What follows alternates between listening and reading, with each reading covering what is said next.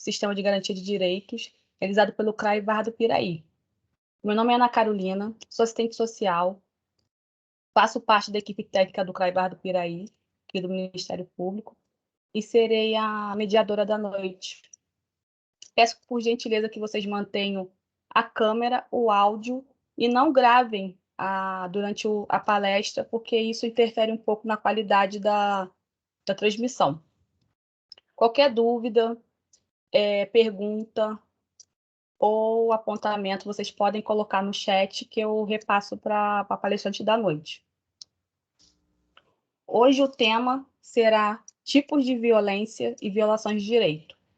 Nossa palestrante será a Mônica Jardim Rocha, que é psicóloga, integra também a equipe técnica do CRAI Barra do Piraí, é formada em psicologia pela Universidade de Vassouras, especialista em transtornos compulsivos e dependência química pela Universidade de Vassouras, coautora do livro Psicologia Jurídica, A Criança em Foco, editora Saraiva, coautora do livro A Perícia Psicológica no Brasil, editora Folio Digital, professora da Universidade de Vassouras de temas contemporâneos de psicologia jurídica, mediadora formada pelo Instituto de Soluções Avançadas e Mediare, e também tem formação em entrevista forense pelo Ministério Público do Rio de Janeiro. Seja bem-vinda, Mônica. Obrigada. Boa noite a todos. Vai ser um prazer estar aqui com vocês essa noite, dessa vez falando um pouco sobre as violações de direitos, né, e os tipos de violência, algo que é tão sensível ao nosso trabalho.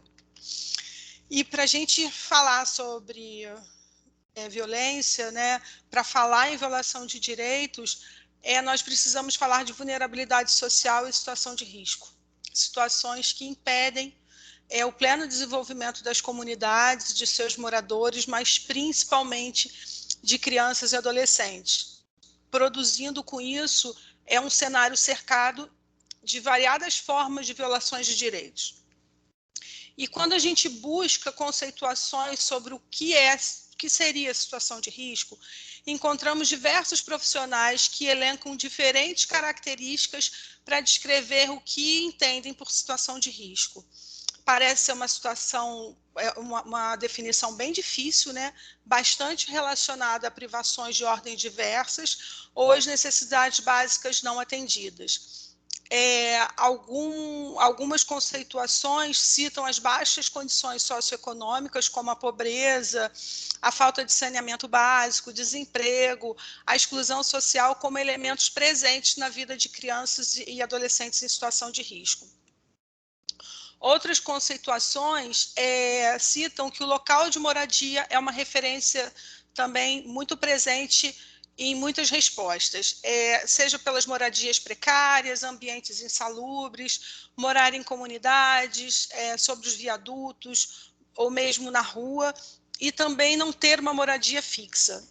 São outros argumentos para definir situação de risco.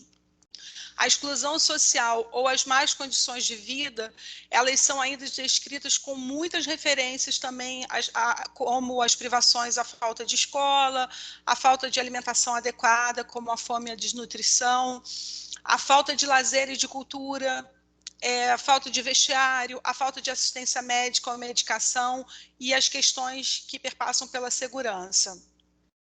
Existe também um grupo de argumentos utilizados para descrever a situação de risco que diz respeito à família. Esses argumentos falam da falta de estrutura familiar ou famílias desestruturadas e desorganizadas, e muitas das vezes eles não precisam o que entendem por isso, né? Mas é um argumento em que a gente precisa ter muito cuidado, porque esse tipo de argumento relacionado à desestrutura de uma família ou a família desorganizada, ele não pode perpassar pelo seu conceito, né? Pela sua realidade de vida. Então, desses argumentos todos, esse tipo de argumento é um argumento que a gente tem que olhar ele com muita cautela, com muito cuidado, né? Porque ele não pode perpassar pela nossa realidade. Outros argumentos ainda falam que a família não fornece proteção adequada ou que não há vínculos familiares fortes o suficiente ou a atenção dos pais, né? Os pais, às vezes, aparecem como despreparados, com muitos filhos, envolvidos com o uso de drogas, muitas das vezes também em situação de exclusão e em situação de privação. Muitas das vezes também a gente encontra argumentos que o adulto é visto como um explorador ou abusador. E aí essa definição de situação de risco, ela passa pela exposição à violência, aos maus tratos e à negligência.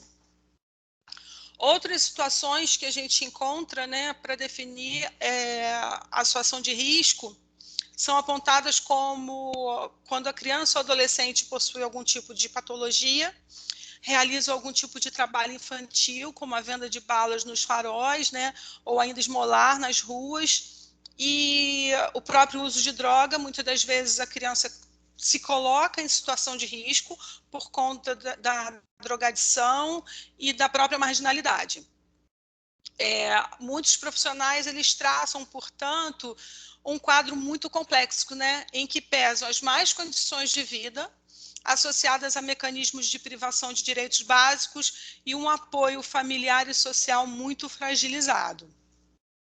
Nesse contexto todo, identifica-se violações relacionadas à falta de políticas públicas, às vezes a evasão escolar, falhas da rede socioassistencial, dificuldade financeira familiar, uma gravidez precoce, a falta de um saneamento básico, né, ou um saneamento básico inadequado, a negligência, a drogadição dos pais, do próprio adolescente, as questões da violência sexual, da violência policial. Então, a gente verifica que essa complexidade do tema, ela é atravessada por questões que dependem do Estado, da sociedade, da comunidade e da família. A família também precisa ser incluída como participante importante nisso. Então, a vulnerabilidade social, ela é considerada um pano de fundo de todas as diferentes formas de violação de direitos. Evidencia-se, assim, uma urgência, né, patente de ações estratégicas por meio da ampliação, da integração e da melhoria da rede de atendimento. Esse tempo todo que a gente está nessa pandemia, todo mundo está muito conectado, né? Muito tendo a oportunidade de se capacitar mais, de buscar outras informações. E eu tenho visto muito, a gente está escutando há 1 ano e meio essa questão da ampliação, da integração, da melhoria da rede de atendimento, desse trabalho articulado.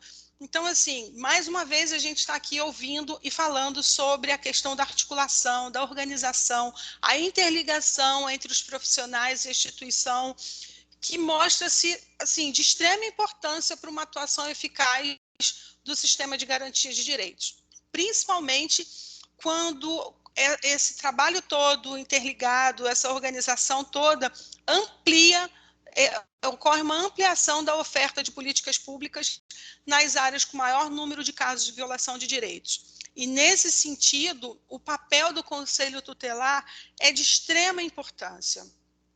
O Conselho Tutelar, muitas das vezes, é aquele que chega primeiro, né, na família, que chega primeiro no caso. Ele está ali, ele faz a ponte, ele tem que estar articulado com todas as outras políticas públicas. Então, nesse sentido, o Conselho Tutelar, o papel dele é fundamental.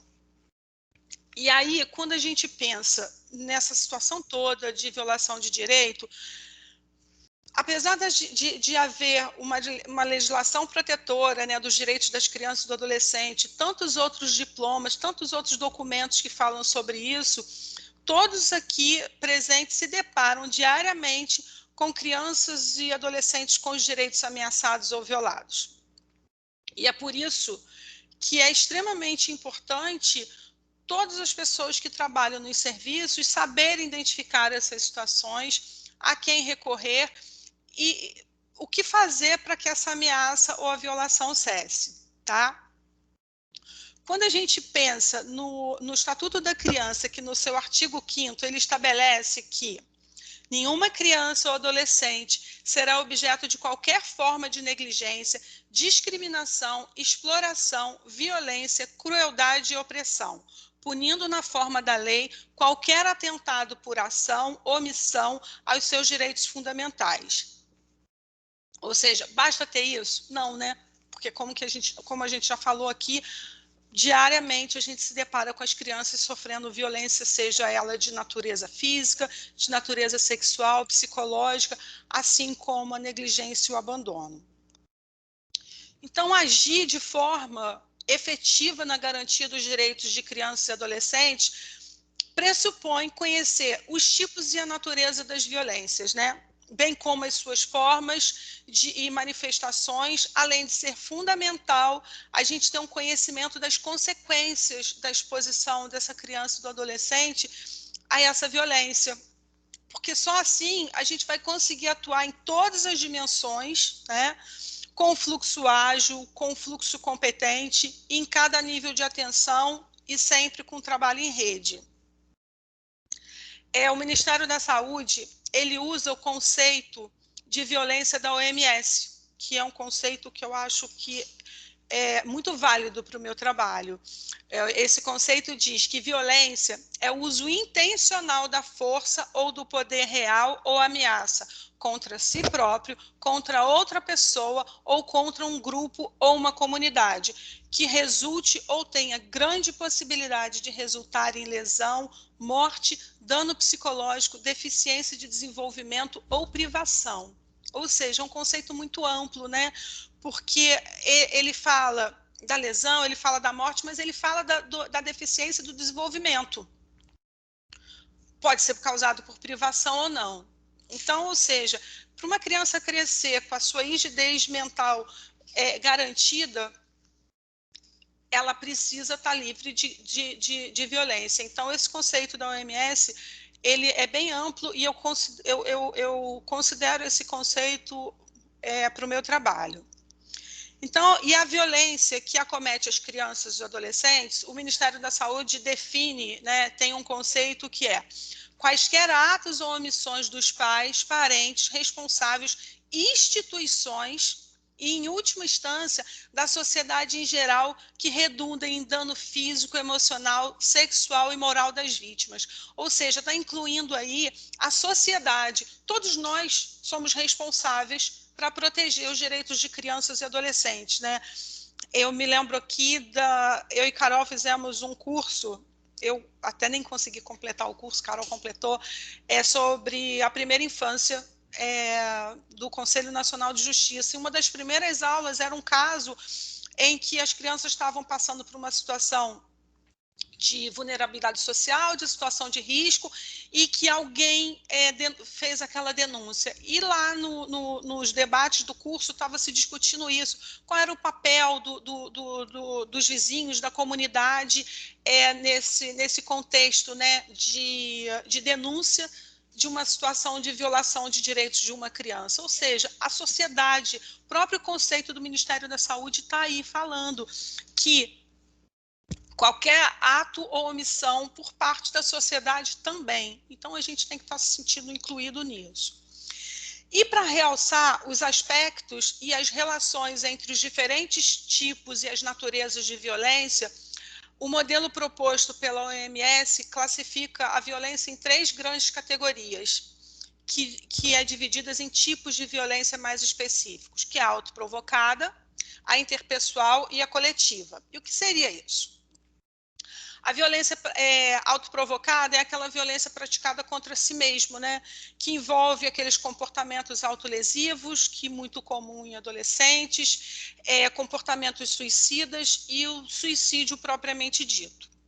A violência praticada por indivíduos ou grupos é a violência interpessoal. A violência interpessoal ela ocorre na interação entre as pessoas, né? Que essas pessoas demonstram algum tipo de dificuldade de resolver conflitos por meio da conversa, como também nas relações entre os pais e filhos, é muito comum, né? Homens e mulheres, irmãos, entre outras pessoas, mas precisa estar caracterizado as relações de poder nesse tipo de violência. ela pode ser dividida em violência intrafamiliar e comunitária. A violência intrafamiliar, ela ocorre, né, nas relações hierárquicas e intergeracionais dentro de uma família. Comumente, ela atinge mais as crianças do que os adolescentes, pela própria fragilidade física e emocional da criança, que ela está muito mais vulnerável, suscetível, né, a sofrer algum tipo de violência. Consiste em formas agressivas do familiar também se relacionar. Muitas das vezes se usa o uso da violência como solução de conflito e até como estratégia de educação. A gente precisa estar muito atento a essas questões. Essa educação baseada no uso da violência, ela tem que ser, muitas das vezes, chega a um absurdo tamanho que a gente precisa considerar isso como um ato violento, sim. Inclui ainda a falta de cuidados básicos, né, com os filhos. Frequentemente, quando a gente identifica uma criança sofrendo algum tipo de violência em casa, às vezes é comum a gente observar, identificar que pessoas da família, outras pessoas da família também sofrem algum tipo de violência, seja um idoso, seja um parente com alguma deficiência, então é muito comum. Então a gente precisa ter esse olhar amplo para a família. É importante a gente frisar que no espaço de convivência familiar, a violência entre os irmãos, ela também merece uma atenção dos profissionais, né? Porque muito se naturaliza, briga entre irmãos. É muito comum a existência de xingamentos, de humilhações e agressões físicas entre os irmãos. Muitas das vezes ela é aceita socialmente, naturalizada, mas a violência entre os irmãos, ela pode sinalizar para o profissional qual é o tipo de relacionamento que essa criança ou adolescente tem dentro e fora de casa, né? Não dá para naturalizar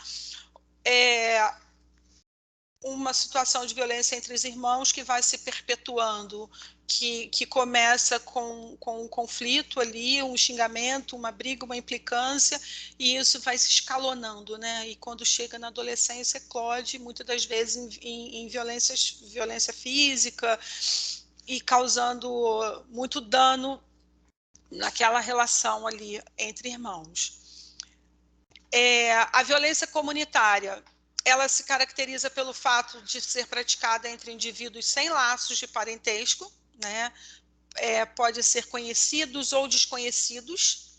Ela é exercida por pessoas em atos de violência, às vezes gratuitos, as violências sexuais, podem ser cometidas em instituições públicas ou privadas, né, como as escolas, os serviços de saúde, na comunidade, nos condomínios, ali onde as crianças e os adolescentes convivem, dentre tantos outros espaços.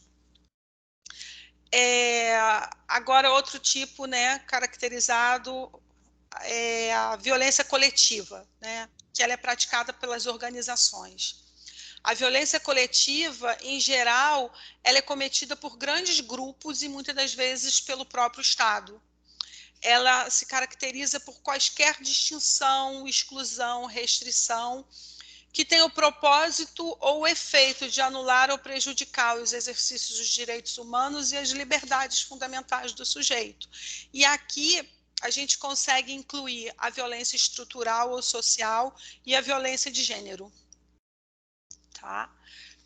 E aí, a gente falou sobre os tipos de violência, né? E em relação, os tipos de violência, eles são relacionados à sua natureza, que ela pode ser uma violência física, uma violência sexual, uma violência psicológica, além da negligência e do abandono, que também é considerada violência dentro do conceito da OMS, que é incorporado pelo Ministério da Saúde. E aí, o que caracteriza a violência física, né? A violência física é caracterizada como todo ato violento com o uso da força física de forma intencional ou acidental, ou não acidental, praticada pelos pais, pelos responsáveis, por familiares ou pessoas próximas da criança ou adolescente, né? Pode ser também por alguém da comunidade, qualquer tipo de ato que pode ferir, lesar, provocar dor e sofrimento, deixando ou não marcas evidentes no corpo da criança. Muitas das vezes a violência física pode, inclusive, causar a morte das crianças, como a gente já viu tantos casos aí, né? Não dá para aceitar violência física contra uma criança e contra um adolescente. Quantos casos a gente observou aí? Ultimamente, a gente ouviu alguns casos em que a violência, quando se soube da violência física, infelizmente a criança chegou ao óbito.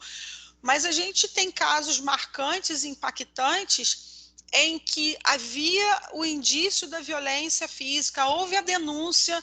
Eu lembro de um caso, não sei se foi em São Paulo ou no Sul, de que uma babá denunciou uma violência física praticada contra uma criança, que a mãe agrediu o rosto da criança com uma sombrinha. A babá tinha foto, a menina tinha um olho todo roxo. Ela fez a denúncia no Conselho Tutelar da cidade, né, procurou os meios legais. Aquilo não deu em nada. Era um caso que foi muito impactante, porque a criança, quando nasceu, teve uma rejeição da mãe, ficou acolhida, e aí depois foi feito a reinserção familiar, a avaliação que a casa era bem organizada, bem arrumada. Essa criança nunca foi aceita por essa mãe, e acho que a menina tinha uns 3 ou 4 anos, ela foi agredida até a morte pela mãe e pelo pai. Então, assim, não dá para naturalizar, né, uma violência física. É muito difícil quando deixa marca, e quando deixa marca, então, a gente tem que agir, né? Então, a violência física, ela pode ser praticada por meio de tapas, de beliscões, de chutes, arremesso de objetos que podem causar lesões, traumas, queimaduras ou mutilações. Então, assim, chegou a denúncia, tem um indício, a gente tem que ter um olhar amplo, vamos fazer um estudo, vamos enxergar quem é essa família, quem é essa criança, em que condição surgiu essa denúncia, em que condição surgiu esse tipo de violência. A violência física, ela é muito subnotificada, né? Ela é mais identificada pelos serviços de saúde do que nos outros serviços. É importante também a gente frisar que outras situações consideradas como violência física são a síndrome do bebê sacudido e a síndrome de Munchausen por procuração.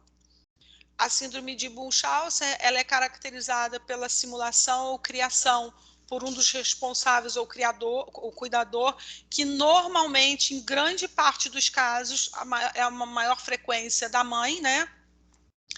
Esse responsável, ele simula sinais e sintomas que caracterizam algum tipo de doença nos seus filhos, né?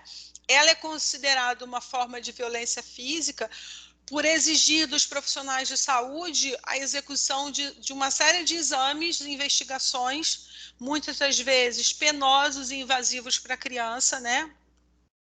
Às vezes o responsável, ele chega a falsificar o material colhido para que o exame aponte algum indício de alguma doença, que o médico precise fazer cada vez mais pesquisas, tratamentos desnecessários, né? Existem casos, chegam aos casos absurdos de cirurgias, coisas assim. Acho que no último ano, duas produções, acho que da Netflix, ficaram bem evidentes, que é Gibbs Rose. Ela chegou a matar a mãe, né? Ela sofreu a vida inteira de síndrome de Munchausen. Essa menina foi exposta a todo tipo de exame, do mais simples ao mais invasivo, e o outro que é Fuja. Então, quem se interessar pelo tema, procura. Acho que na Netflix tem essas duas produções. Bom, a violência psicológica, né?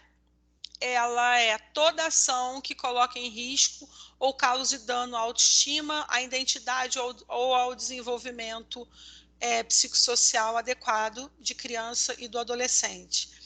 ela se manifesta em forma de rejeição, de depreciação, discriminação, desrespeito, pela cobrança exagerada, às vezes, punições humilhantes, utilização da criança ou do adolescente para atender às necessidades psíquicas de outra pessoa.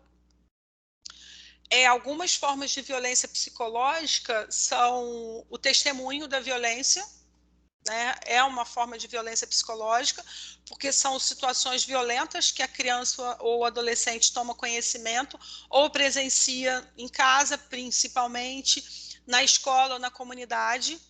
Os danos desse tipo de violência, quando a criança é testemunha, são ainda mais graves quando a vida dela está em risco, né? Está ameaçada. E também os danos são grandes quando ela vê situações de violência contra uma pessoa querida, né? Como a mãe, ou aquela violência que ocorre entre os pais, a violência doméstica. A gente tem sempre que considerar, num caso de violência doméstica, que essa criança que está inserida nessa família em que ocorre violência doméstica, ela está sofrendo, né, de violência psicológica, ela está com o direito dela violado, e essa criança possivelmente pode estar em situação de risco também. Então, a gente tem que ter esse olhar para os casos de violência doméstica. Outro tipo de violência psicológica é a alienação parental. Eu não vou me aprofundar sobre alienação parental, porque semana que vem a gente vai ter aula da Beatrice sobre o tema e ela vai se aprofundar e destrinchar bastante o tema. Mas a alienação parental diz respeito às sequelas emocionais e comportamentais sofridas pela criança vítima de atos do pai ou da mãe, que é mais comum, né, após a separação, agir para que o filho rejeite o outro genitor. Eu, particularmente, eu considero a alienação parental uma forma de violência psicológica mais grave, a mais danosa, porque ela é cometida dentro dos lares, difícil de ser identificada, ela é disfarçada pelos cuidados parentais e pelo amor, e ela é praticada por alguém em que a criança confia plenamente, né? Pela mãe ou pelo pai, ela é praticada numa relação de extrema confiança, em que esse pai ou essa mãe, ele abusa dessa confiança e muitas das vezes utiliza o filho como munição, né, como arma para atingir o outro. Outro tipo de violência psicológica é o assédio moral ou a violência moral que ocorre no trabalho, né? É relativamente comum entre os adolescentes que fazem estágio, né? que fazem esse tipo de trabalho. Refere-se às situações humilhantes e constrangedoras, muitas das vezes repetitivas e prolongadas durante a jornada de trabalho do adolescente. É sempre no exercício das suas funções, né? Tem um predomínio de condutas negativas em relação ao seu trabalho, são muitas das vezes observadas relações desumanas e aéticas por parte do chefe com os adolescentes. Receber um adolescente para estágio é uma responsabilidade muito grande, né? Porque às vezes a linha é muito tênue para um adolescente que está numa fase de desenvolvimento e às vezes num momento da vida muito sensível, então às vezes a linha é muito tênue entre chamar atenção e estar expondo ele a uma situação inadequada, né? Ou uma humilhação. Outro tipo de violência psicológica é o bullying, que ocorre com frequência nas escolas, e ele é caracterizado pela agressão, dominação, prepotência entre os pares. O bullying, ele precisa envolver o comportamento intencional, nocivo e repetitivo, né? Precisa também ter um comportamento de submissão e humilhação. Aqueles comportamentos, aqueles atos de colocar apelido, de humilhar, discriminar, bater, roubar material, aterrorizar, excluir, divulgar comentários maldosos são alguns exemplos do bullying. No bullying é muito comum que a violência física e a psicológica ela estejam presentes juntos, né? Uma não exclui a outra. Outro tipo de violência psicológica é algo mais novo, é um fenômeno mais recente, é o cyberbullying, que é caracterizado pela ocorrência de e-mails, mensagens celulares, de telefonemas, às vezes fotos divulgadas, sites, se cria sites pessoais difamatórios, ações difamatórias sempre online, usando esses recursos todos para adotar comportamentos deliberados, repetitivos e hostis contra um adolescente. Outro tipo de violência psicológica é o trabalho infantil, né? Que muitas das vezes ele pode ser considerado uma forma de violência quando ele acarreta dano físico e psicológico à criança ou adolescente. Porque muitas das vezes o trabalho infantil ele transforma as crianças e os adolescentes em adultos precoces. Muitas das vezes ele submete essas crianças e adolescentes a situações extremas que afetam o seu processo de crescimento, o seu processo de desenvolvimento, né? Principalmente o seu processo educacional. Expõe muitas das vezes essas crianças, esses adolescentes, à aquisição de doenças e atrasos inúmeros na formação escolar, muitas das vezes deixa sequelas que acabam sendo irreversíveis na vida adulta dessas crianças e desses adolescentes.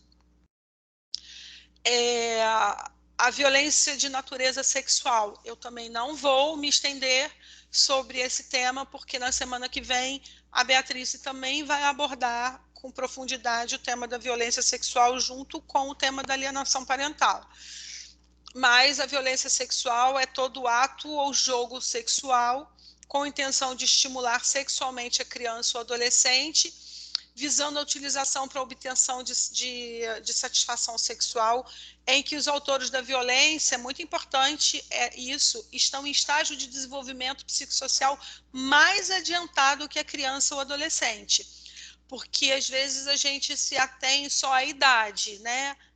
Estão numa idade acima. Não. A gente precisa considerar o estágio de desenvolvimento psicossocial também para a questão da violência sexual. Ela abrange relações homo e heterossexuais, pode ocorrer uma variedade de situações como estupro, incesto, assédio sexual, que às vezes é muito comum a gente não considerar o assédio sexual como uma violência sexual. Eu recentemente fiz um trabalho relacionado à violência sexual numa escola e que o que ocorria ali era assédio sexual, e eu me lembro que foi muito impactante que numa das reuniões a empresa de advogados famosa no Brasil que veio para defender a escola, todos os advogados não consideravam o assédio sexual como violência sexual. Na verdade, eles não consideravam nem os atos do professor como assédio sexual, eles consideravam aquilo como brincadeira. E o assédio sexual é uma violência sexual, a gente precisa considerar isso. Bom, dentre as outras, a exploração sexual, a pornografia, a pedofilia. É importante a gente abrir um parêntese aqui sobre a pedofilia, né? É um termo que a mídia expõe muito, naturaliza muito, mas a pedofilia é um termo psiquiátrico, né? Pedofilia é uma doença, é um transtorno psiquiátrico, está lá definido nos compêndios de psiquiatria. A pedofilia é uma das parafilias e por mais que às vezes, nossa, eu já fui execrada pela minha família quando eu falei isso, porque as pessoas absorvem o que a mídia fala. Nem todo pedófilo é abusador e nem todo abusador é um pedófilo, tá? Em São Paulo, não sei se é na USP ou na Unicamp, eles sofrendo muitas críticas, eles desenvolveram um trabalho muito interessante que era com os pedófilos, mas aqueles pedófilos que não fizeram a passagem ao ato, ou seja, que eles não cometeram crimes. Por quê? A partir do momento que um pedófilo ele faz a passagem ao ato, ele comete um crime, ele passou a ser um abusador sexual. Então, eu acho que era a USP. Eles fizeram um trabalho no setor de psicologia e de psiquiatria, em que eles tratavam os pedófilos que nunca tinham feito a passagem ao ato.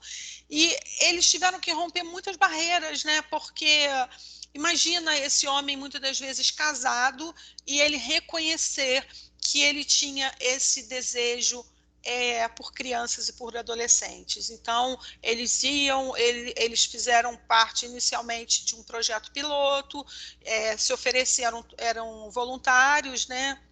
E o projeto até cresceu e virou realmente um setor lá dentro da universidade, e eles passavam por tratamento, mas todos os pedófilos que não tinham cometido nenhum crime.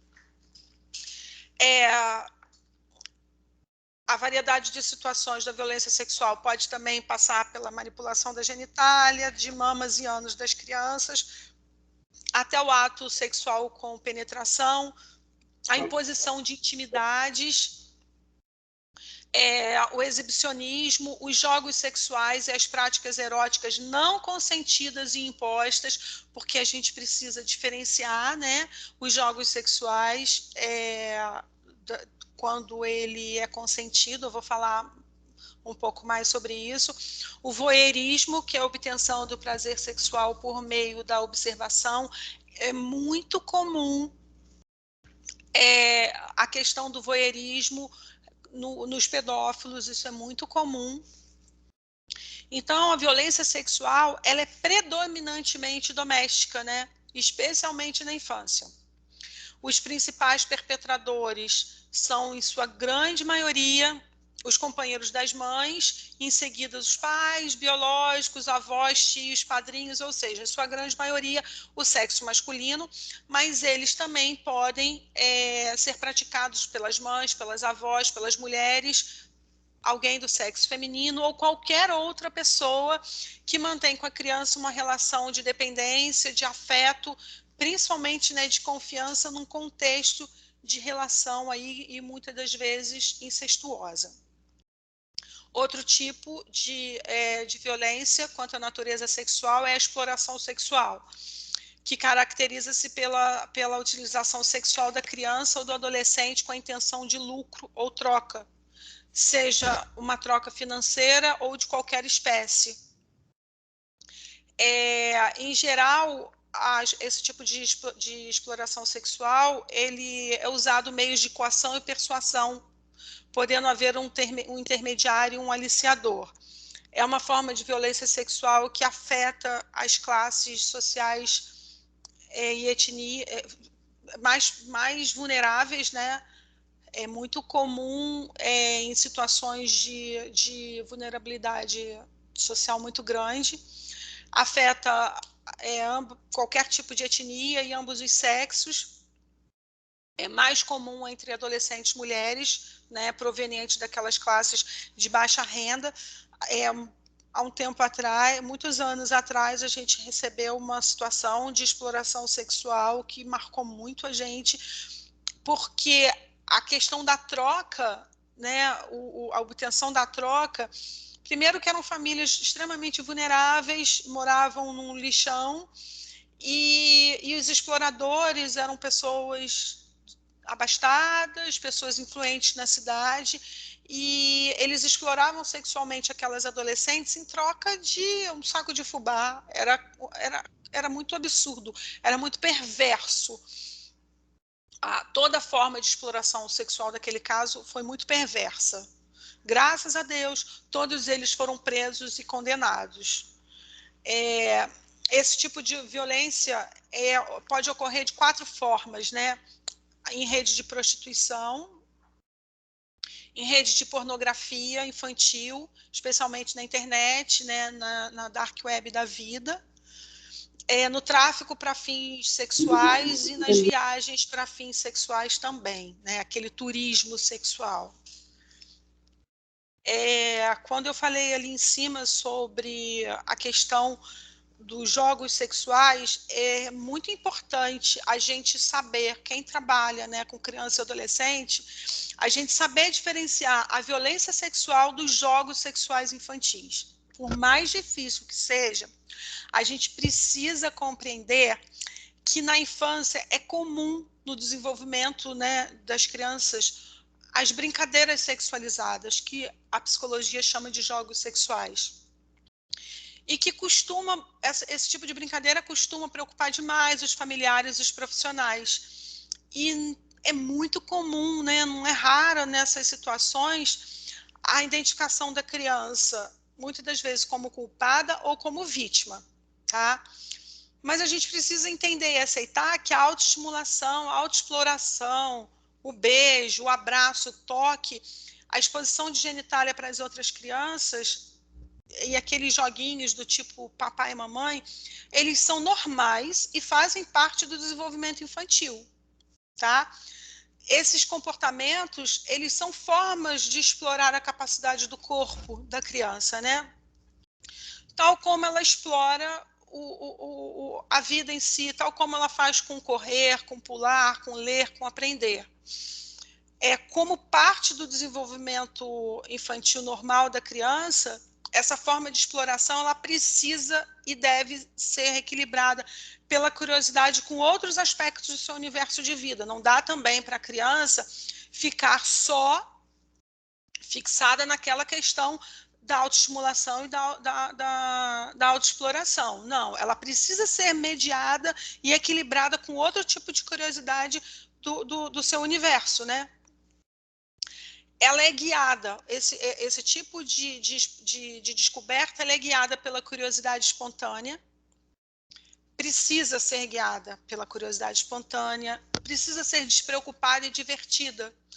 Ela tem que ocorrer entre faixas etárias semelhantes e principalmente com a participação voluntária. Ela não pode ser forçada ou coagida, porque quando ela é forçada ou coagida, ela deixa de ser uma descoberta, ela deixa de ser considerada um jogo sexual.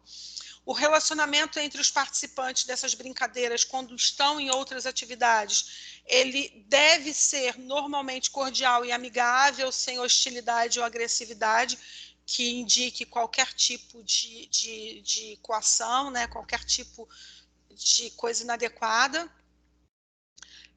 No entanto, quando a gente observa se ficar caracterizada a existência de coerção, se os envolvidos estiverem em estágios de desenvolvimento diferentes, mesmo com pequenas diferenças de idade, não há como considerar a situação como jogo sexual. Aí a gente precisa ter um olhar mais atento sobre um suposto abuso sexual. Então, assim, essa visão ela é bastante útil na nossa prática, né? Porque ela vai valorizar as circunstâncias em que esses atos ocorreram. Eu peguei um caso uma vez, eu gosto muito de falar desse caso para exemplificar essa questão dos jogos sexuais. Eram irmãos gêmeos que foram separados quando nasceram, foram criados por famílias diferentes e não tiveram contato até os 2 anos de idade, ou seja, tinha ali um elo consanguíneo e mais nada. Esse menino, ele tinha um atraso cognitivo de desenvolvimento, ele foi criado por uma família mais simples, mais humilde. Os pais adotivos, quando ele estava na adolescência, faleceram, e aí ele foi, de alguma forma, ele foi parar na casa dos pais adotivos da irmã biológica, tá? Era um menino que atípico para a idade dele, eles estavam, acho que na faixa dos 14, 15 anos, e a mãe criava essa menina numa redoma. Eu lembro que quando eu fui chamar ela para entrevistar, ela não aceitou hipótese alguma, ela falou que a filha dela já fazia tratamento psicológico particular, eu tentei explicar para ela que não era um acompanhamento psicológico, e aí, no decorrer do tempo desse menino vivendo nessa família. Uma vez a família foi sair para ir ao cinema, ela falou que não, eles falaram que não queriam, a família voltou, não teve o filme, sei lá o quê, e encontraram os dois numa situação de contexto sexual. A mãe fez uma denúncia de que a filha foi abusada sexualmente pelo irmão. E aí, quando a gente vai fazer o estudo de caso, essa menina, ela tinha um desenvolvimento psicossocial muito diferente desse irmão. Quando eu fui avaliá-lo, ele tinha um atraso cognitivo bem acentuado. E aí a fala dele, a todo tempo, antes de chegar para mim, os documentos que chegaram, a fala dele a todo tempo é que ela que iniciava tudo, ela que iniciava iniciou toda a sedução, ela que iniciava as interações sexuais, ela que chamava ele para o quarto, ela que conduzia ele, que falava que era para ele fazer isso, para tocar ela aqui ou ali. Aquela mãe não acreditava que a filha dela fizesse isso, o culpado era aquele menino. Então, assim, a minha conclusão não houve situação de abuso sexual, não havia o menor indício de abuso sexual naquele caso. Era, sim, uma descoberta da sexualidade. Era entre dois irmãos? Sim, eu acho que o mais difícil para aquela mãe era entender essa descoberta. Depois, quando eu conversei com ela, eu expliquei tudo, essa descoberta da sexualidade entre aqueles dois irmãos. Mas eles não se consideravam irmãos, eles não tinham vínculo afetivo nenhum, eles foram separados, não tinham nem 2 anos de idade, foram se reencontrar com 14. Então, assim, a gente teve que fazer todo aquele trabalho ali, porque também não dava para responsabilizar aquele menino de uma acusação tão grave, né? Não dava para imputar nele um ato infracional. Então, eu acho que é muito importante a gente ter essa visão de diferenciar os jogos sexuais da violência sexual. Tá? Outro tipo de violência é a negligência, né? Também, às vezes, não é considerada uma violência, mas ela é sim um tipo de violência. Ela é caracterizada pelas omissões dos adultos, né, que podem ser os pais, outros responsáveis pela criança, inclusive pelas instituições, né? Esses adultos ou essas instituições deixam de prover as necessidades básicas para o desenvolvimento físico, emocional e social de crianças e adolescentes. Inclui aí a privação de medicamentos, a falta de atendimento na saúde e na educação, o descuido com a higiene, a falta de estímulo, principalmente a falta de estímulo, né? Tão importante para o desenvolvimento infantil, a falta de proteção de condições climáticas, às vezes como frio, calor, a falta de condições para frequência à escola, a falta de atenção necessária para o desenvolvimento físico, moral, inclusive o espiritual. E o abandono é uma das formas mais graves de negligência, né? É importante falar que a negligência ela não está vinculada às circunstâncias de pobreza, né? É muito importante a gente diferenciar isso, não dá para criminalizar a pobreza. A negligência ela ocorre em casos em que os recursos razoáveis estão disponíveis para a família ou para o responsável, né? Não vou me aprofundar, porque eu acho que falar sobre o abandono afetivo é um outro tema muito importante que a gente pode até abordar no futuro, mas o abandono afetivo ele é compreendido como um comportamento omisso, né? Por vezes contraditórios, em que a ausência física e emocional, ela muitas das vezes se mesclam, e essa ausência física e emocional ela é praticada por quem deveria exercer uma função protetiva, afetiva e de cuidados com a vida do filho, né?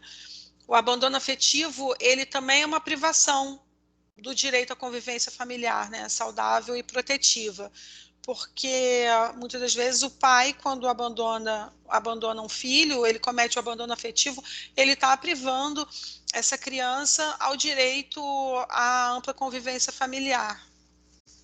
Então, a gente também precisa ter um olhar atento sobre essa questão. E aí, quando a gente fala sobre prevenção, né? A gente não pode esquecer que a prevenção da violência contra crianças e adolescentes, ela é papel de todos. Todos nós somos responsáveis por essa prevenção. E, para isso, ela deve abranger ações coletivas que envolvem instituições de todas as esferas, principalmente as instituições de ensino, as associações, as lideranças comunitárias que estão ali presentes no território, né? Dentre outras instituições importantes. Essas instituições todas, elas precisam ser enxergadas entre si como parceiros, né? Precisa ter essa colaboração, essa comunicação entre eles. E eu penso que as ações preventivas nas comunidades, elas são essenciais para a redução dos riscos da violência. Mas aí a gente se pergunta assim, qual que é a atuação mais eficaz? Né? O que a gente pode fazer que é mais eficaz para a prevenção de violência? Eu penso que a atuação mais eficaz, ela será sempre a que trabalhar de forma preventiva e articulada, né? Além de estar sempre presente no cotidiano das comunidades. De outra forma, eu acho que vai deixar lacuna, brecha, para que a violência se perpetue ali naquela comunidade ou que ocorram situações de violência. Uma das principais formas de se prevenir a violência também é identificar as situações familiares que podem gerar uma maior vulnerabilidade às práticas violentas, principalmente pelas dificuldades e o desgaste que algumas situações de vulnerabilidade acarretam em algumas pessoas, em alguns contextos familiares, né?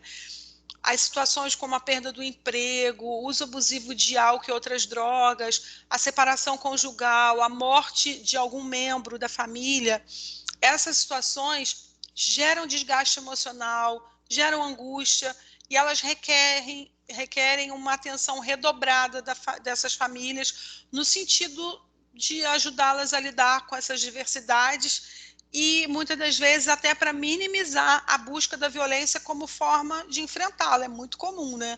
Às vezes a pessoa não consegue lidar com aquela questão e ela busca uma resposta violenta até como forma de se proteger, de não se expor. Algumas dessas situações que eu citei, elas já acarretam o acompanhamento das famílias pelas políticas públicas, né?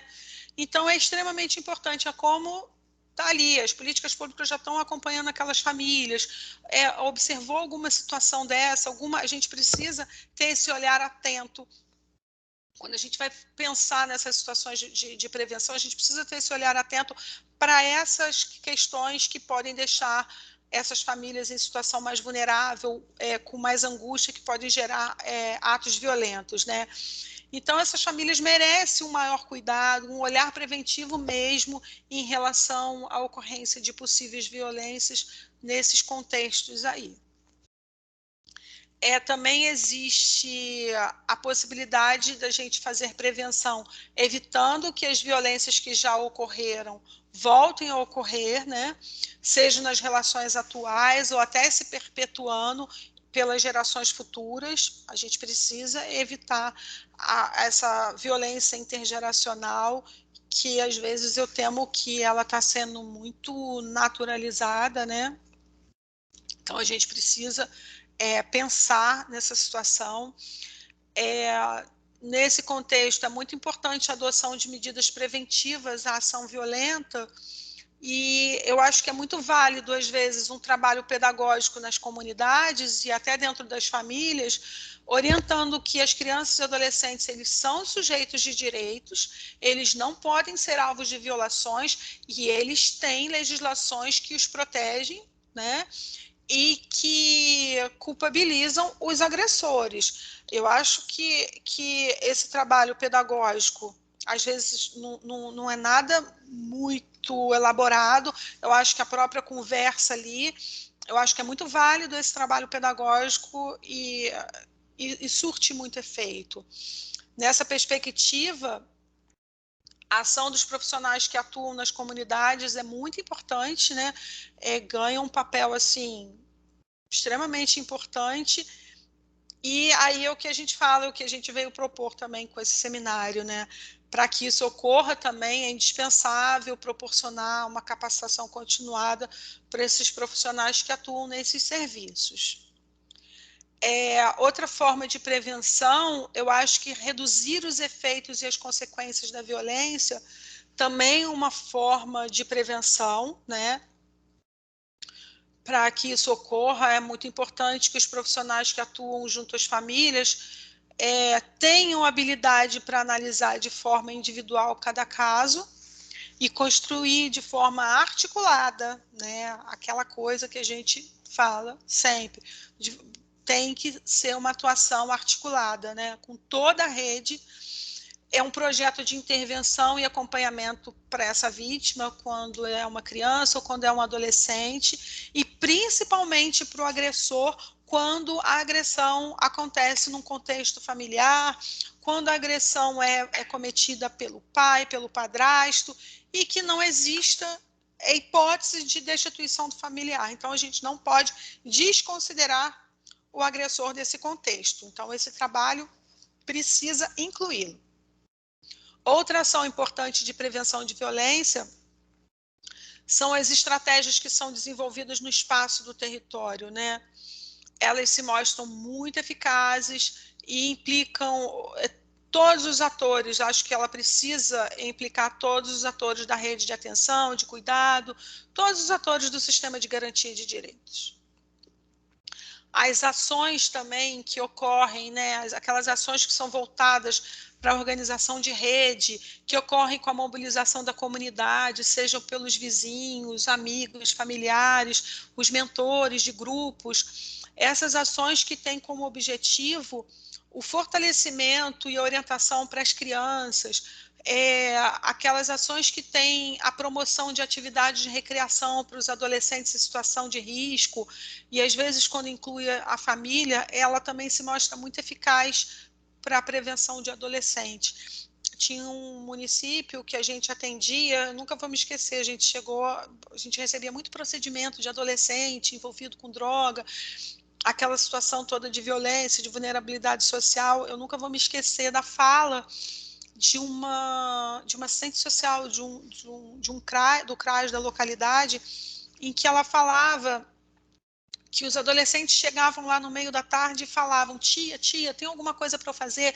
Tem um filme, alguma atividade? Porque eu não aguento mais passar na esquina e os caras do tráfico ficarem ali buzinando no meu ouvido. Então, assim, esse tipo de ação, essa mobilização, né, esse tipo de ação de atividade de recreação para os adolescentes é eficaz, porque a gente sabe como é difícil trabalhar, a gente faz vistoria nas políticas públicas, a gente sabe da escassez dos serviços, de como é difícil trabalhar.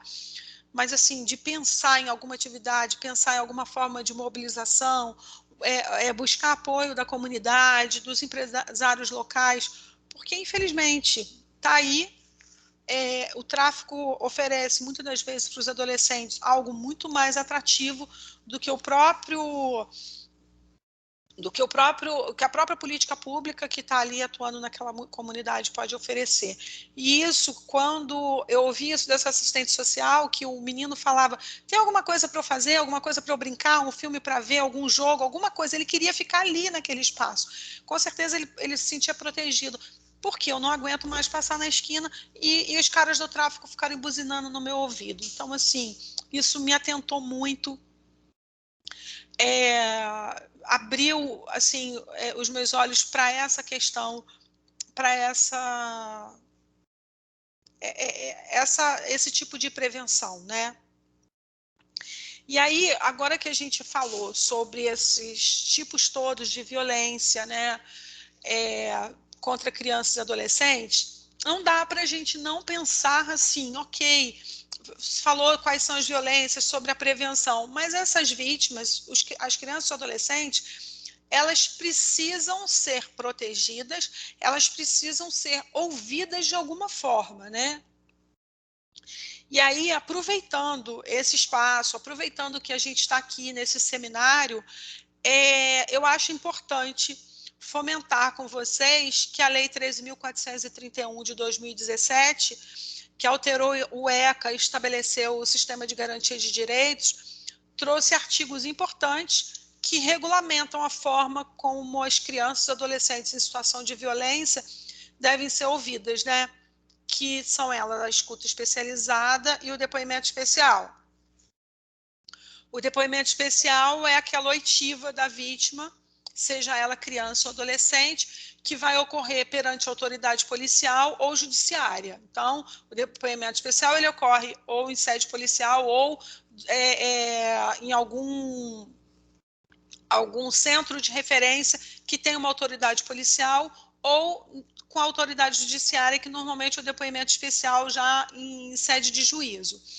Bom, ele tem um caráter investigativo no sentido de apurar as possíveis situações de violência. Ok, mas às vezes, para essa criança chegar lá na fase processual, lá no depoimento especial, precisa haver uma denúncia, o promotor precisa haver uma denúncia, fazer uma denúncia. E muitas das vezes, ele vai fazer essa denúncia baseado no que foi colhido na escuta especializada. Então, eu acho que para a gente aqui é muito importante a gente falar sobre a escuta especializada, né?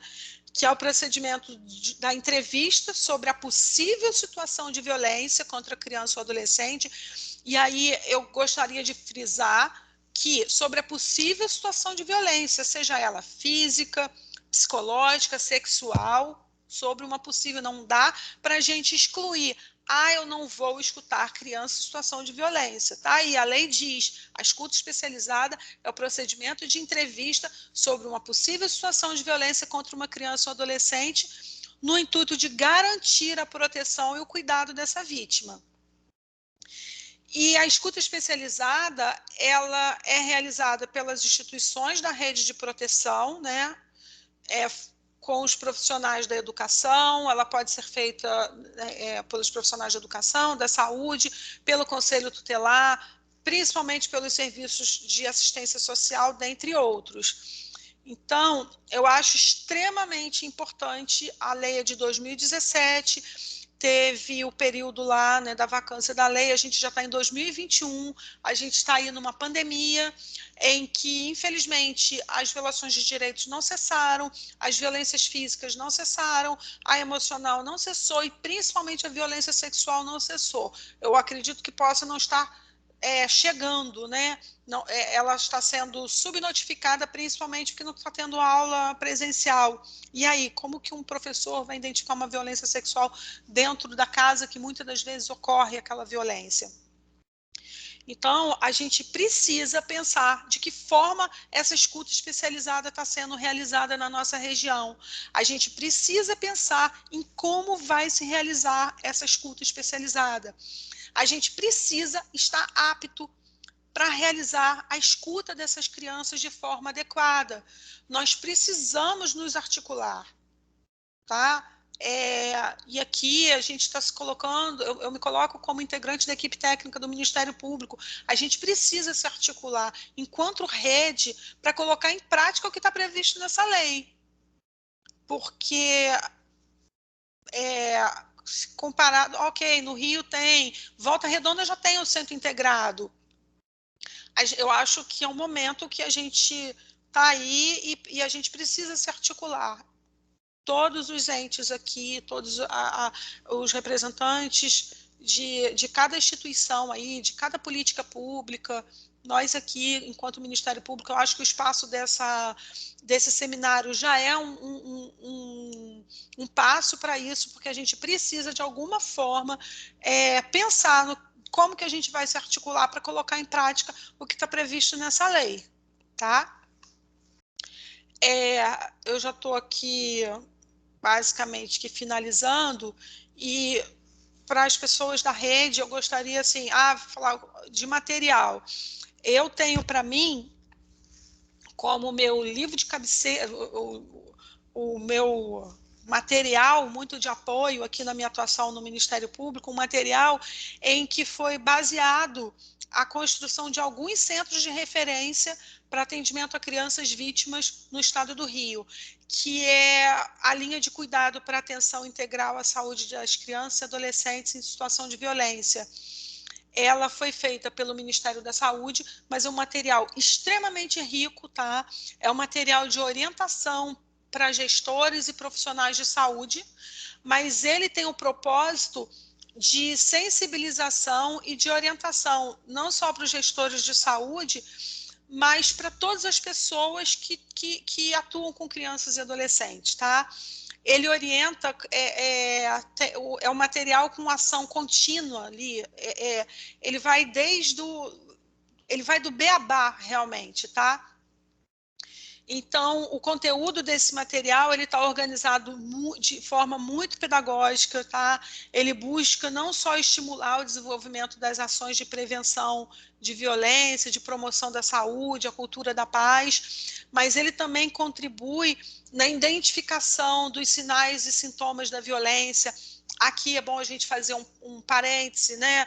Que sinais e sintomas, a gente tem sempre que ter muito cuidado e analisar o contexto, porque nem toda criança que reclama de dor de barriga, nem toda criança que tem uma cândida, que não dorme, que não é vítima de violência sexual. A gente precisa analisar esse contexto, ter muito cuidado com esses sinais, esses sintomas. A questão do desenho, né? A gente precisa também ter muito cuidado com a questão de interpretar desenho.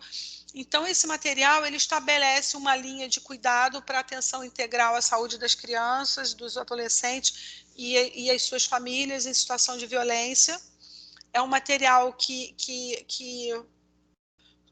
ele é muito articulado, né? Ele fala para toda a rede de cuidado, de proteção social.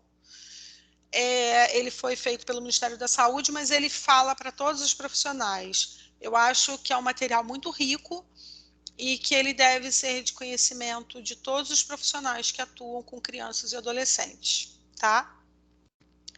Eu, semana passada, prometi que eu não ia me estender, mas a contribuição maior que eu quero deixar aqui nessa noite para vocês é que nós, como integrantes, né, dessa rede toda aí de proteção à criança e ao adolescente, a gente precisa começar a pensar de que forma aí a gente vai se articular para que essas crianças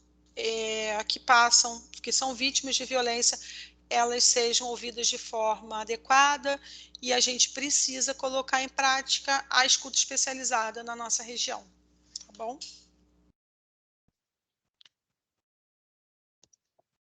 Parabéns pela fala, Mônica. Até a rouca. Bebe um pouquinho de água. Tem algumas perguntinhas aqui no chat para você.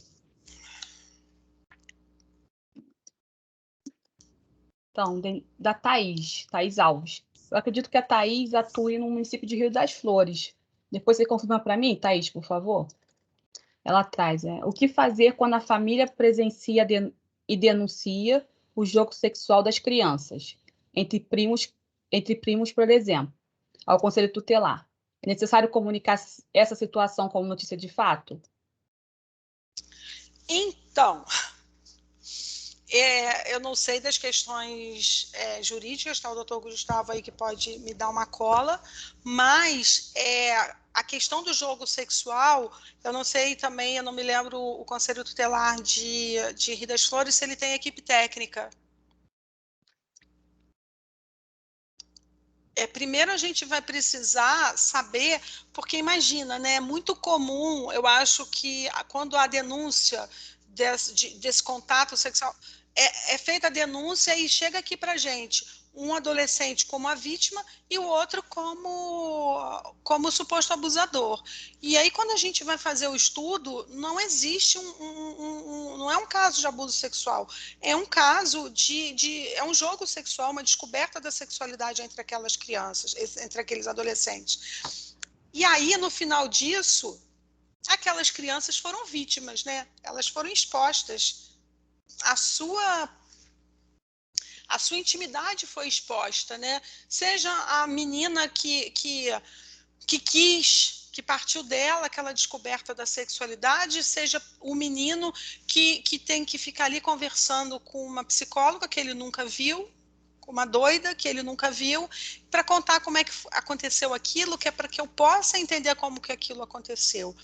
Então, assim, se o caso já foi para o Conselho Tutelar, eu acho que o mais adequado seria ou o Conselho Tutelar fazer o estudo, não sei se tem equipe técnica, ou encaminhar para o CREAS, para que a equipe do CREAS faça o estudo desse caso, né? Não dá, eu acho que o mais adequado seria isso, se existem indícios de que não é realmente um abuso. Ô, Mônica, já que você me provocou, nem ia falar não, mas eu concordo 100% com o que você disse. Acho que o Conselho Tutelar tem um papel muito importante, que é o desse primeiro contato, né, com a criança e com os envolvidos ali, com a família. E dali, eu acho que já dá para se ter uma ideia, ou pelo menos um primeiro indício de se o caso é de abuso ou se o caso é de uma descoberta. E aí, enfim, com os desdobramentos que há. Eu acho que os casos de abuso, obviamente, devem ser reportados.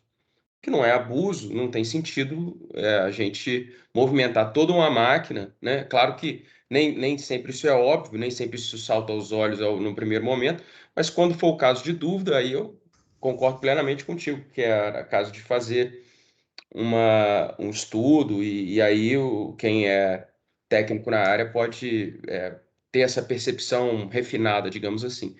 E já pegando o gancho, já que eu me arvorei no direito aqui de intervir, eu já vou falar sobre a escuta especializada, assim, que eu fiquei um tempo afastado da área criminal, muito tempo na tutela coletiva, e voltei à área criminal há relativamente pouco tempo. E tive uma experiência de audiência judicial com escuta especializada, e realmente eu senti um avanço, uma diferença assim, gritante para gente que trabalha, não é psicólogo, não é assistente social, não tem essa percepção assim, e se vê, às vezes, e muitas das vezes, com um caso de abuso, de suposto abuso, de estupro, enfim, de casos gravíssimos, às vezes de vulnerável, de crianças e adolescentes, e a gente até então colocava uma criança numa sala com adultos, né,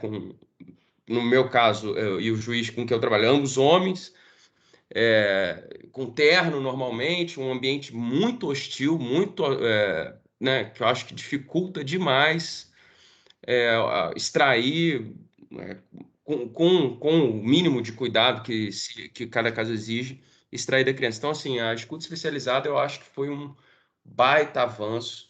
Eu sei que as comarcas, todas elas já têm essa possibilidade, né? Já cumprem a lei regularmente. E a sua ideia de fazer com que talvez a gente consiga levar isso de alguma forma, pelo menos fazer convênios, quem sabe em polos, né, para que as cidades possam atender não só, porque às vezes a cidade é muito pequena, não tem tanta demanda, mas fazer polos e com isso mobilizar esse tipo de escuta, talvez por um grupo, né, por um grupo de municípios, talvez fosse o ideal, né? É isso, fica aqui, parabéns pela fala e agradeço mais uma vez. Obrigada. Então, Thaís, eu acho que, assim, a gente ter o olhar de que existe o jogo sexual, existe a descoberta, eu acho que já é um passo, né, dado à frente. Considerar essa possibilidade já é um passo importante, porque não dá para a gente marginalizar todos os adolescentes que estão ali fazendo a descoberta da sexualidade. Ela ainda faz um comentário, Mônica. Só um momentinho. Só um gancho, já que a gente... Eu lembrei de outra coisa, que é uma posição jurídica, né, que aliás é a área na qual eu posso falar com alguma propriedade, que é relacionado ao abuso de crianças por adultos, né?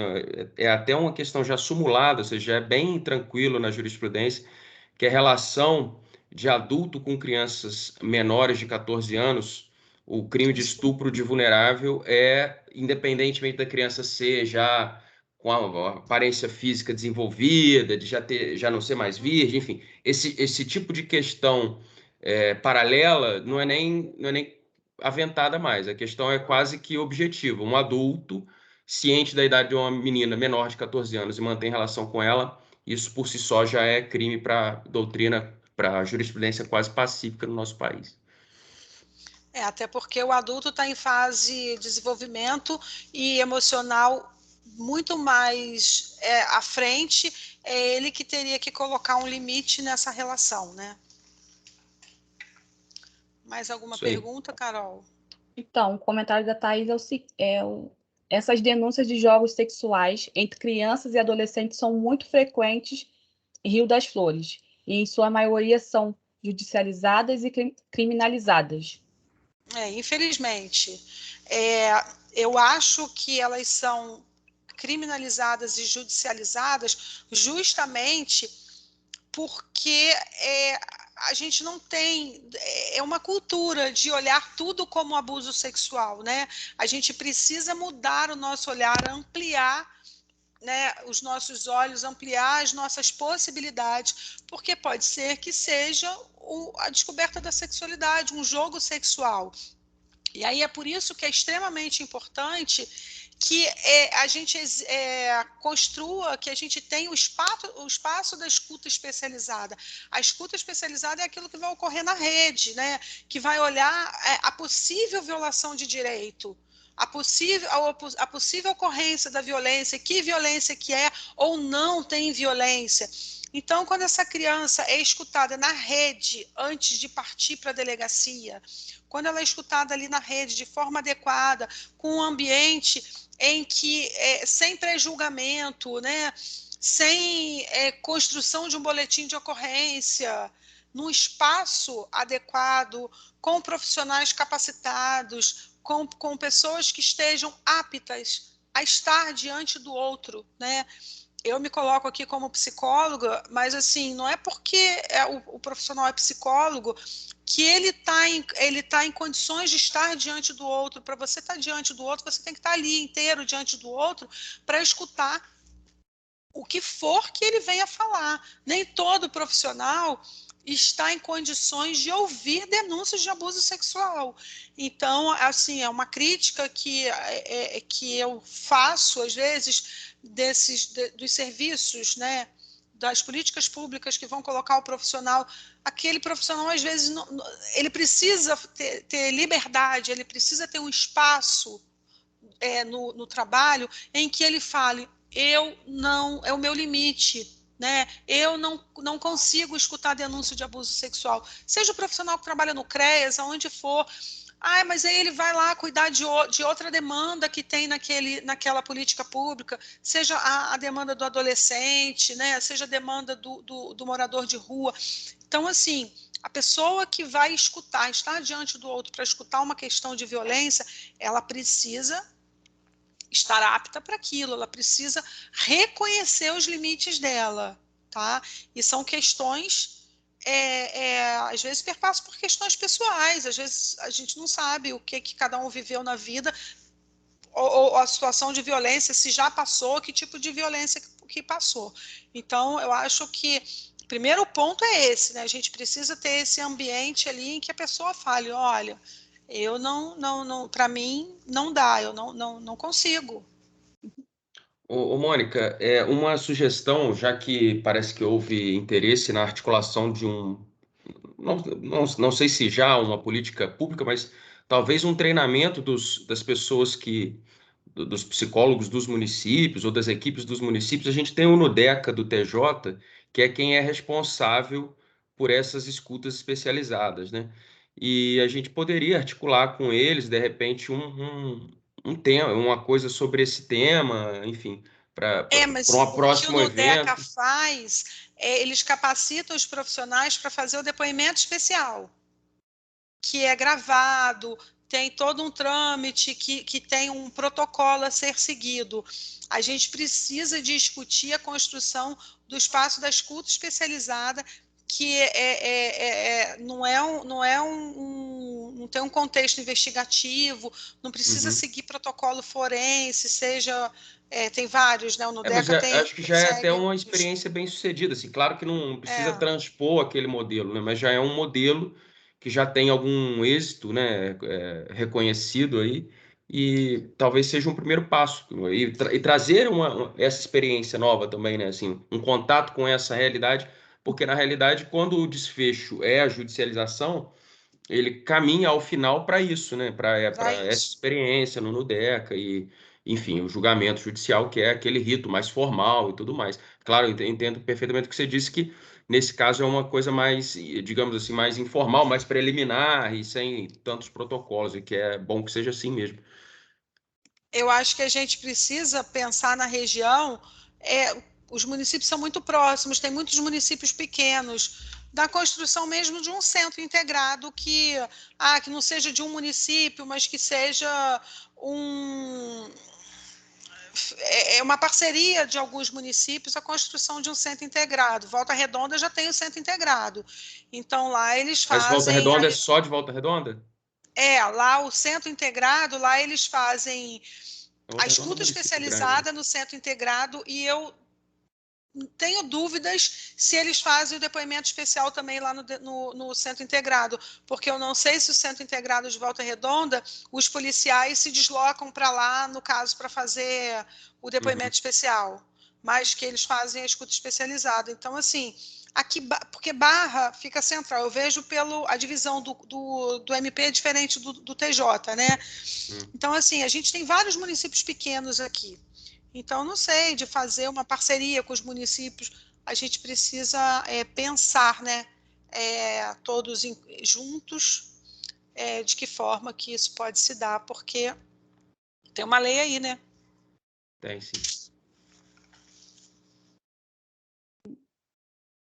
A Clícia fez uma pergunta.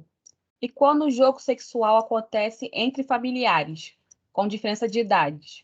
Por exemplo, primos, um com 11 anos e a outra criança com 5 anos. Outras idades. Então, aí é o que eu falei, a gente precisa analisar esse contexto.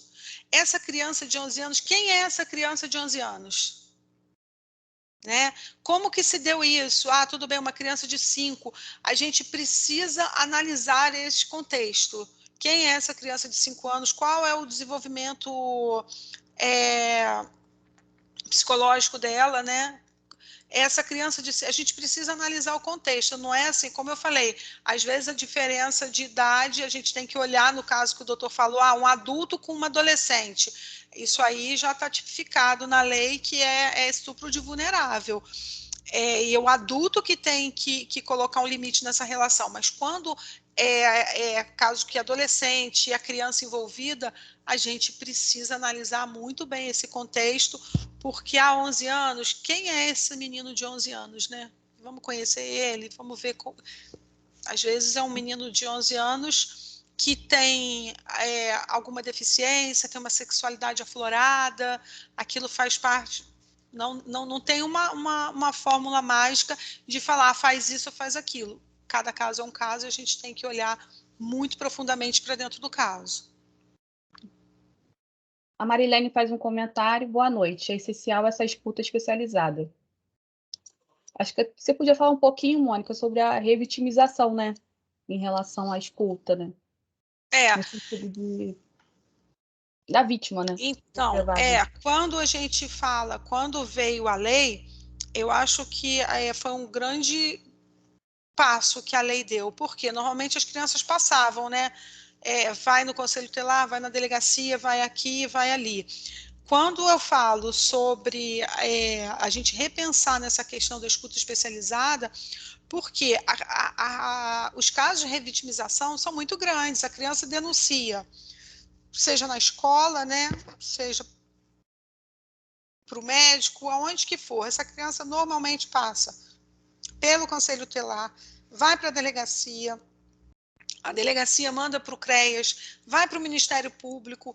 Então, assim, a escuta especializada, ela vai proteger. Para ter uma escuta especializada, precisa ter um fluxo, precisa ser construído um fluxo. Então, uma porta de entrada. Qual vai ser a porta de entrada principal, independente de onde, qual foi a porta de entrada que essa denúncia veio, precisa ter todos os atores muito conscientes de qual é esse fluxo para direcionar essa denúncia para essa porta de entrada principal. Se vai ser o CREAS, se vai das cidades onde tem o centro de referência ótimo, vai ser o centro de referência, ou às vezes é lá o profissional da delegacia que fez um curso e está apto. Precisa se pensar num fluxo. Vocês dos municípios, vocês precisam conjuntamente, né, sentar e pensar no fluxo de vocês Porque para evitar a revitimização. Porque às vezes a falta de um fluxo, você percebe quanto é negativo quando você atende um caso de violência, você encaminha para alguma instituição e não sabe para onde vai encaminhar, como vai atender. Isso também para a vítima pode causar um desconforto, né? Porque ela foi ali, se disponibilizou do tempo dela para chegar ali e ser ouvida, e não vai ser ouvida ali, vai ser remarcado para outro dia, o que pode causar também uma resistência da pessoa que está acompanhando a vítima ou da própria vítima. Então, acho que o fluxo, né, ajudaria muito para cada um saber, né, o seu papel e qual a sua contribuição também em determinados casos. Aqui em Barra já aconteceu muito uma época que chegava alguma denúncia de violência contra uma criança na delegacia. Tinha uma promotora aqui na criminal, tinha um trabalho com a delegacia, já aconteceu algumas vezes, e aí quando ela ligava aqui para a psicologia, a primeira pergunta que eu fazia, essa criança já foi ouvida? Não foi ouvida por ninguém. E aí a gente sugeria, não, então ninguém ouve, manda essa criança. A gente preferia, abraça traz para cá, porque a gente minimizava, né, a revitimização dessa criança, e a gente iria garantir que essa criança ia ser ouvida num espaço só, de forma adequada. A gente fez isso em diversos casos. Mas por quê? Não se tem um fluxo construído, precisa muito ter o fluxo.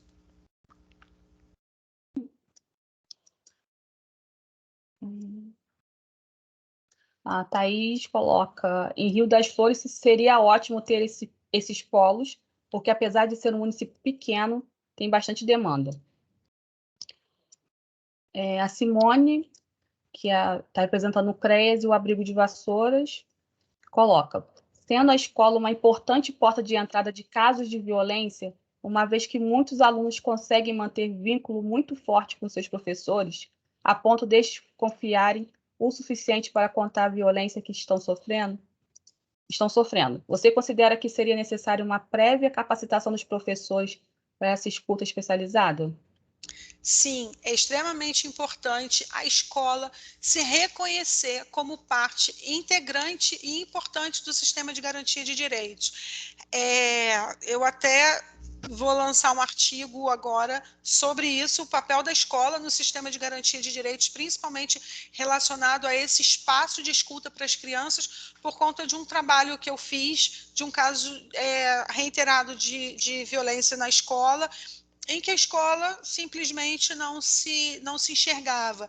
E a gente observa que isso é mais comum e é mais gravoso ainda quando se trata de uma escola particular, porque eu não sei qual, na época eu pesquisei, particularmente hoje eu esqueci, porque a escola, ela comete um crime, tem lá um artigo tipificado lá no Código Penal que a escola está cometendo um crime, porque ela deveria saber, não é a escola que vai decidir, o aluno chegou lá, seja para a moça que limpa o banheiro, para o porteiro, a pessoa que ela se sente mais à vontade, a pessoa da cantina, a coordenadora pedagógica, não importa quem seja que a criança verbalizou sobre uma situação de violência, não é ela, que não é a escola que vai se reunir lá entre os diretores e vai decidir se aquilo é violência ou não. Ela tem que chamar o conselho tutelar e ela tem que comunicar à autoridade policial.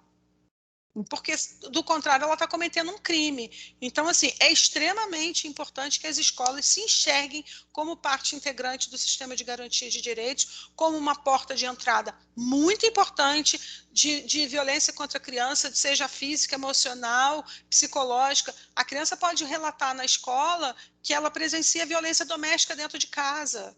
E ela está sendo vítima de violência psicológica, porque ela presencia um tipo de violência doméstica dentro de casa. Então, assim, é muito importante e as escolas precisam, sim, ser capacitadas para isso. É até o nosso próximo objetivo aqui é fazer esse tipo de seminário para as escolas, né? Para a parte de educação que a gente não conseguiu incluir dessa vez, porque a gente ficou com medo do quantitativo de pessoas que poderiam estar presentes na reunião do Teams.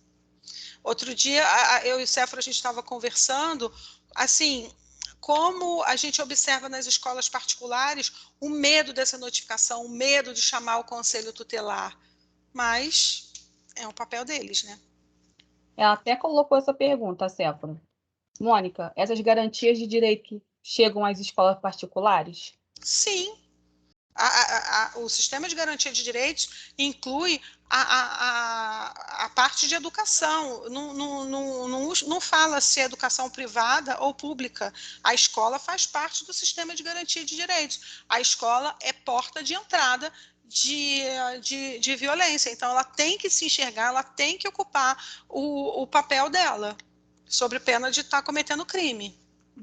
Até mesmo pelo que a Simone colocou, né, de que os professores têm vínculo com os alunos e eles fazem parte, né, do cotidiano da criança e do adolescente e observam determinados comportamentos que podem indicar violência ou não.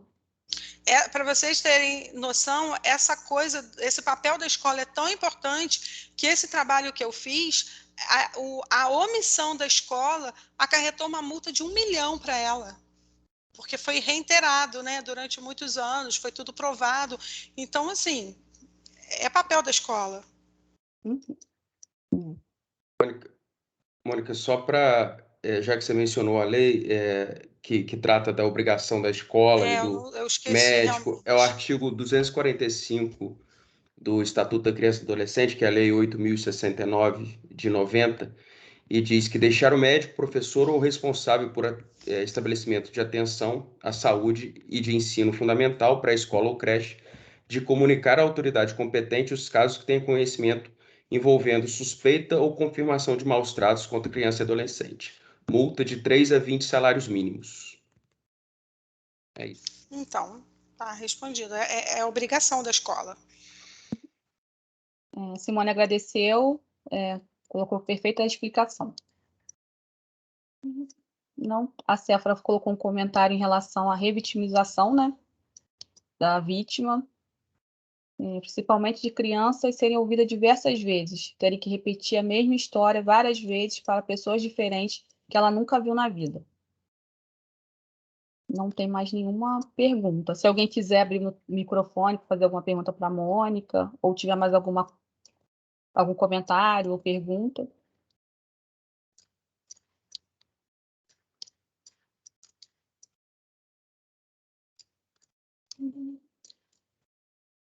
A Luciana colocou, Luciana Dias. Mônica, ao chegar um adolescente vítima de estupro no hospital, em companhia da genitora e a PM, devemos solicitar ao Conselho Tutelar que compareça ou só devemos notificá-los? Tem que solicitar a presença do Conselho Tutelar. O Conselho Tutelar tem plantão, né? Eu acredito que os hospitais devam ter o contato do Conselho Tutelar nos plantões e o Conselho Tutelar precisa ser acionado.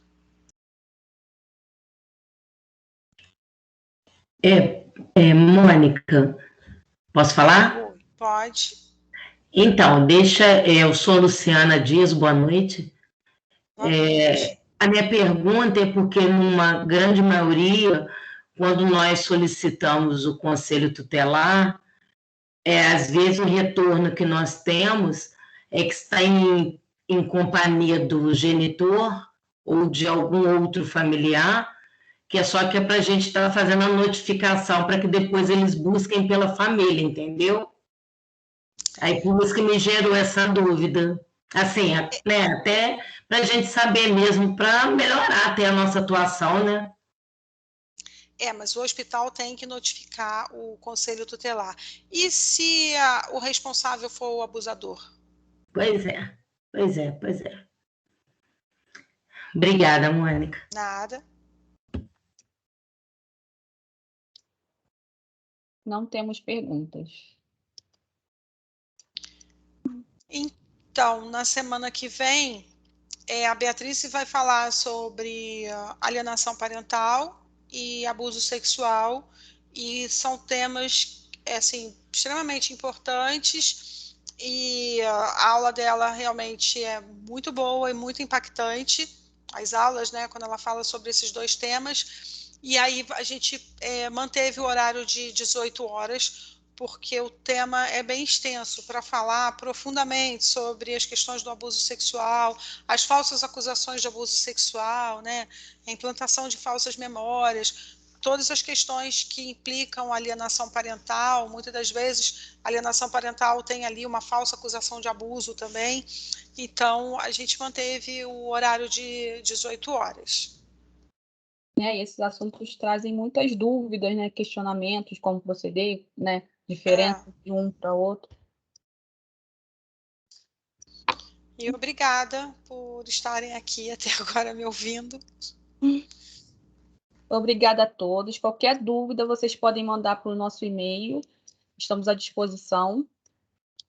Deixa eu ver a mensagem aqui. Não, a Cefra só colocou a questão reforçando a questão da criação de um fluxograma. É muito importante a criação do fluxograma pelos municípios se reunirem, né? O Conselho Tutelar, CRAS, CAPS, o CAPSI, o CREAS, né? Todos juntos montarem esse fluxograma. Sim. Bom, obrigada, boa noite a todos e até semana que vem. Até, pessoal. Até semana que vem. Obrigada.